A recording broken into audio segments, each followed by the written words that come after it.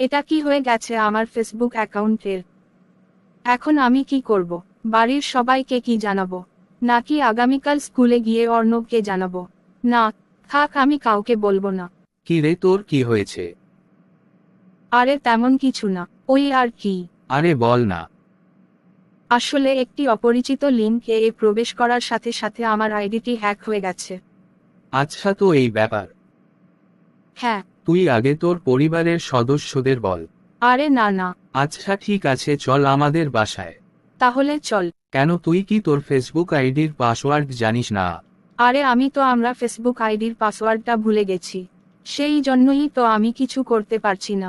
তাহলে তুই নতুন ফেসবুক অ্যাকাউন্ট চালু কর, সেখানে তোর সব বন্ধু বান্ধবদের জানিয়ে দে যে তোর আগের ফেসবুক অ্যাকাউন্টটা হ্যাক হয়ে গেছে। সেখানে কেউ যাতে আর্থিক লেনদেন না করে এবং সবাই যাতে ওই আইডিটায় রিপোর্ট দেয়। সবাই যদি রিপোর্ট দেয় তাহলে তোর হ্যাক হওয়া ফেসবুক অ্যাকাউন্টটা বন্ধ হয়ে যাবে।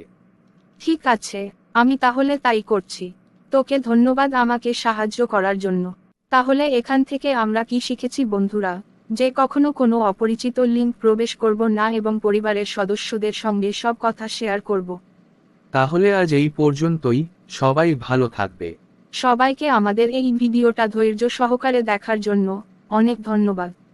সবাই ভালো থাকবেন।